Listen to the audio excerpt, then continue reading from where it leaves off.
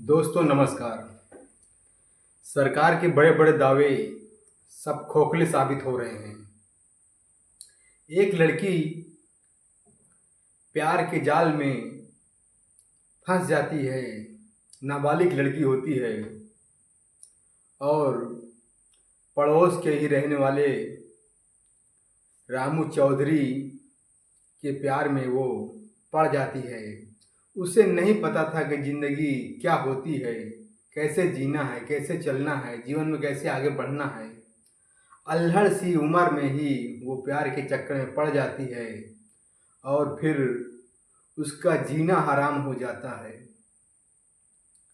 कहानी कुछ ऐसी दोस्तों कि आप सुन लेंगे तो पैरों तले ज़मीन खिसक जाएगी। आइए कहानी की शुरुआत करते हैं, समझते हैं कहानी को, किस तरह से कहानी को अंजाम दिया गया है। दोस्तों नमस्कार, आदाब, सत श्री अकाल। मैं राजू पाल आज की जो सच्ची घटना आपको सुनाने जा रहा हूँ वो महाराजगंज जिले के फरिंदा थाना क्षेत्र की है। नाम और गांव उजागर करने का आदेश नहीं है दोस्तों, क्योंकि उसको डर है कहीं न कहीं उसके घर वालों को मौत के घाट न उतार दिया जाए, क्योंकि उसकी एफआईआर भी अभी नहीं लिखी गई है।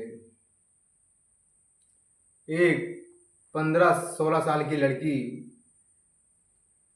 पड़ोस के रहने वाले रामू चौधरी के प्यार में पड़ जाती है और उसके साथ जो है अनैतिक संबंध बनते रहते हैं। कई महीने बीत जाते हैं और जो एक पति पत्नी के बीच में होता है संबंध, शारीरिक संबंध, वो उन दोनों के साथ बंधने लगते हैं। बनते बनते काफ़ी दिन बीत जाता है। एक दिन अचानक रामू चौधरी उसे होटल में बुलाता है। होटल भी एक बीजेपी नेता का है, बताया जा रहा। प्राइम जनता न्यूज ने जो है वीडियो कवर किया है और बता रहा है। लड़की बयान दे रही है कि हमें 9 बजे घर से बुलाया गया है। रामू चौधरी और एक लड़का होता है सुधीर यादव, 2 लोगों ने मिलकर उसको जो है बाइक में बिठा कर ले जाते हैं और 2 दिन तक उसका आता पता नहीं चलता है। घर वाले परेशान हो जाते हैं कि आखिर हमारी बेटी कहाँ गई, कैसी हालत में है, किस स्थिति में है। लेकिन किसी को कोई पता नहीं, कोई अंदाज़ा नहीं कि हमारी बेटी के साथ क्या हो रहा है। वो लोग थाने भी जाते हैं, फरिंदा थाने जाते हैं, लेकिन कहीं उसकी सुनवाई नहीं होती है। लड़की एससी कास्ट की होती है, कहीं भी सुनवाई नहीं होती है। माता पिता जाते हैं, वापस चले आते हैं। फिर जब वो लड़का उन्हें होटल में ले जाता है तो उसके साथ जो है सारी ज़रूरतें पूरी करता है, संबंध बनाता है। संबंध बनाने के बाद जो है कोल्ड ड्रिंक में उसे कुछ पेय पदार्थ मिलाकर पिलाया जाता है, जिससे वो बेहोश हो जाती है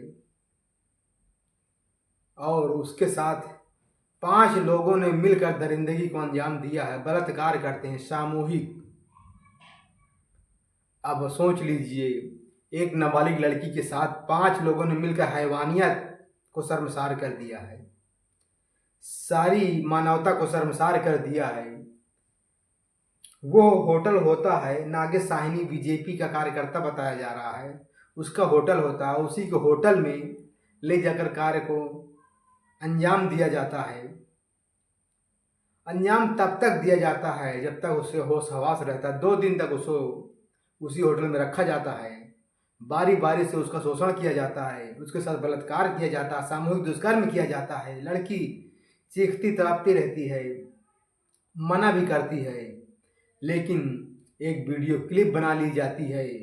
जब वीडियो क्लिप बना ली जाती है, उसी को दिखाकर कि अगर तुमने हमारे साथ संबंध नहीं बनाया तो मैं ये वीडियो वायरल कर दूंगा और हर जगह आपकी बदनामी होगी, आपसे कोई शादी नहीं करने वाला होगा, आप कहीं मुंह दिखाने लायक नहीं रहेंगी।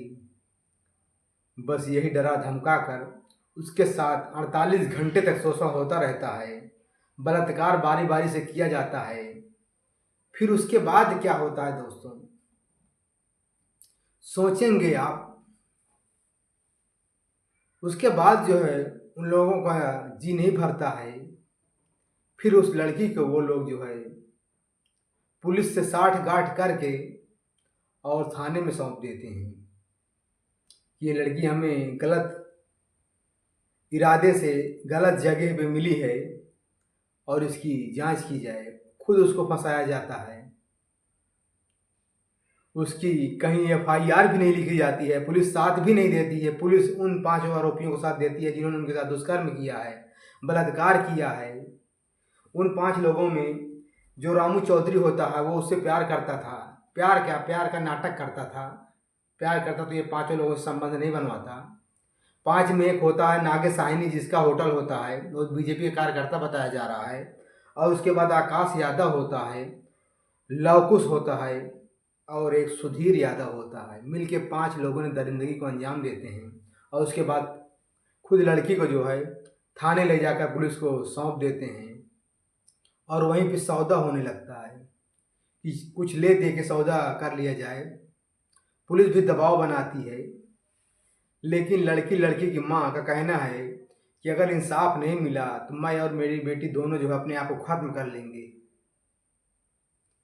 बाबा बहुत बड़ी बड़ी डींगे फांकते हैं भाई साहब कि अगर इस चौराहे पर किसी बेटी को किसी ने आंख उठाकर देखा तो अगले चौराहे पर यमराज खड़ा होगा। वो यमराज कहाँ चले जाते हैं? पुलिस भी यहाँ आरोपियों से मिली हुई है, पुलिस भी कुछ नहीं कर रही दोस्तों। एक लड़की मुंह बांध कर जंगल जंगल भटक रही है, उसे मारने को तैयार हैं लोग, पूरा घर उजाड़ने की बात कह रहे हैं। लड़की घर पे नहीं रह रही है। किसी तरह से एक पत्रकार साथी ने वीडियो को कवर किया है जंगल में ले जाकर। वो लोग दर दर भटकने को तैयार हैं। घर भी दबिश दे रही पुलिस कि उठा ले जाएगी। घर पे वो रह नहीं रहे हैं। इतना बड़ा सब कुछ हो रहा है, घोर अन्याय हो रहा है, कहीं कोई सुनाई नहीं हो रही है। अभी यही अपर कास्ट होता तुरंत जो है हंगामा हो जाता पूरे सोशल मीडिया में, न्यूज में, और उसके घर में बुलडोजर चल गया होता। लेकिन बताइए, एक एससी कास्ट की लड़की के साथ अन्याय अत्याचार हो रहा है और किसी को कानों में जूं तक नहीं रेंग रही है। क्या एससी एसटी ओबीसी कीड़े मकोड़े की तरह हो गया है? कीड़े मकोड़े की जिंदगी जीने को मजबूर है। हम लोग किस देश में रहें भाई? क्या ये पाकिस्तान से भी बदतर होता जा रहा है? हैवानियत को शर्मसार कर दे रही है ये मानवता। क्या उन दरिंदों की बहन बेटी नहीं है जो लोग इस घटना को अंजाम दिए हैं? उनकी बहन बेटी नहीं, उनको जरा जरा भी तरस नहीं आ रहा है? कैसे कैसे लोग हैं दोस्त। इस जिंदगी में क्या क्या देखने को मिलेगा भाई। मुझे तो कहने में शर्म आ रही है कि उस नाबालिग बेटी के साथ इन्होंने कितना दुराचार किया है, कैसे किया है। 5 लोगों ने मिलकर 2 दिन तक लगातार बलात्कार किया दोस्तों। कैसे उस लड़की पे बीत रही होगी, उसको न्याय भी नहीं मिल रहा है। आखिर शासन प्रशासन चाहता क्या है भाई? पैसे पे ही मर रहा है या उस नेताओं के जो है जूती के नीचे जो है ड्यूटी कर रहा है? तुम्हारी तो 50 साल ड्यूटी है। छोटे मोटों टूटपुंजिया नेताओं के जो है अंडर में नौकरी करते हो। दोस्तों अब आप ही बताइएगा। कहानी जो थी मैंने सारा कुछ बता दिया है। बस मेरा एक ही रिक्वेस्ट है कि आप लोग जहाँ भी रहें जागरूक रहें। अपनी बहन बेटी को सलामती की सिर्फ जिम्मेदारी आपकी बनती है, ना कि पास पड़ोस में किसी रहने वाले की। बस आप सतर्क रहें, आप ध्यान दीजिए अपनी बहन बेटियों को, जहाँ भी जाएं नज़र रखें। बस यही आपसे एक विनती है दोस्तों। वीडियो अच्छी लगी तो आप लोग शेयर कर दीजिए, लाइक कर दीजिए, कमेंट करिए। वीडियो कमेंट में बताइए कैसी लगी दोस्तों। धन्यवाद।